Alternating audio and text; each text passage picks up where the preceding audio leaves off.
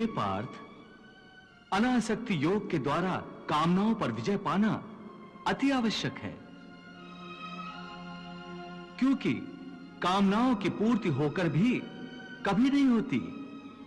मनुष्य बूढ़ा हो जाता है, परंतु आसक्ति जनित कामनाएं कभी बूढ़ी नहीं होती, कभी बूढ़ी नहीं होती। पार्थ, एक कामना अनेक कामनाओं को जन्म देती है।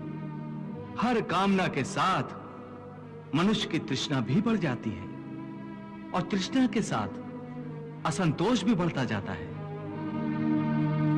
फिर ऐसे असंतुष्ट मनुष्य को, जो कामनाओं से ग्रस्त है, उसे उचित अनुचित का विवेक नहीं रहता। पार्थ, इसलिए मैं तुमसे कहता हूं कि तुम अपनी कामनाओं का त्याग करके स्थित प्रज्ञ बनो। स्थित प्रज्ञ जो कर्मयोग की चरम अवस्था है। वाह प्रभु, वाह, क्या सुंदर बात कही आपने। वाह। हे मधुसूदन, तुम तो कहते हो कामनाओं का त्याग करके स्थित प्रज्ञ बन जाओ, परंतु स्थिर प्रज्ञ बनने के लिए सबसे आवश्यक क्या है? स्थिर बुद्धि। स्थिर बुद्धि? परंतु मनुष्य अपनी बुद्धि को स्थिर कैसे रख सकता है?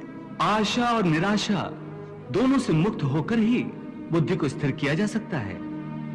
बुद्धि स्थिर होगी तो इंद्रियों के विषयों का बल टूट जाएगा। यदि कोई किसी इंद्रिय को ही काट कर फेंक दे तो क्या उस इंद्रिय का विषय नष्ट हो जाएगा? नहीं अर्जुन, यदि किसी दुर्घटनावश किसी की आंखें अंधी हो जाएं, तो यह आवश्यक नहीं कि उसकी आंखें रूप की कल्पना करना ही छोड़ दें। आंखें ना होने पर भी उसका मन ऐसे दृश्यों की कल्पना कर सकता है जो उसे विषयों के मुंह में फंसाए चले जाए। पार्थ, एक अंधा मनुष्य भगवान के स्वरूप की भी कल्पना कर सकता है और एक नारी के शरीर की भी कल्पना कर सकता है। सो किसी इंद्रिय के होने ना होने से मन की वासना और आसक्ति में फर्क नहीं पड़ता। हे अर्जुन, तुम यूं समझो कि जैसे कोई मनुष्य आंखें बंद करके यह प्रदर्शन कर रहा है कि वो भगवान का ध्यान लगाए बैठा है, परंतु वास्तव में उसके मन की आंखों में भगवान की मूरत नहीं, अपनी प्रेमिका का शरीर घूम रहा है। इसका अर्थ है कि उसकी आंखें तो बंद हैं, परंतु आंखों के विषय उसे फिर भी भ्रमित कर रहे हैं। हे अर्जुन, कई लोग अपनी इंद्रियों पर बड़ी कठोरता से निग्रह करने के लिए बड़े कठिन व्रत और उपवास रखते हैं। कई कई दिनों तक खाना पीना छोड़ देते हैं। फिर भी यदि उनका मन भांत भांत के स्वादिष्ट भोजनों की वासना में ही अटका रहे, तो हठ के द्वारा किए हुए इस व्रत उपवास का क्या लाभ है? ऐसे लोग हठ के द्वारा अपनी इंद्रियों को सुखाकर निर्बल तो कर देते हैं,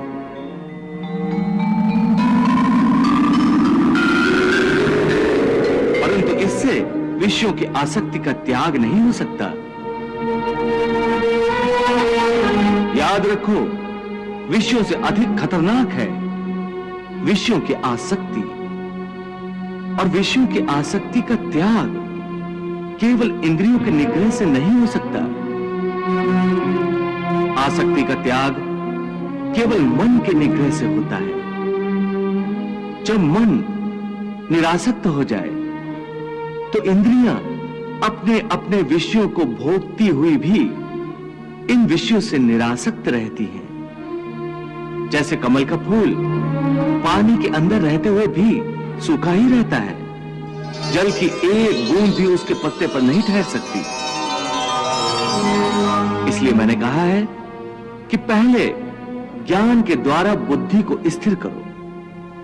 बुद्धि मन को स्थिरता देगी, फिर मन इंद्रियों को इस प्रकार विषयों से खींच लेगा जिस प्रकार एक कछुआ खतरे की जरा सी आहट पाते ही अपने अंगों को अपने भीतर ही समेट लेता है।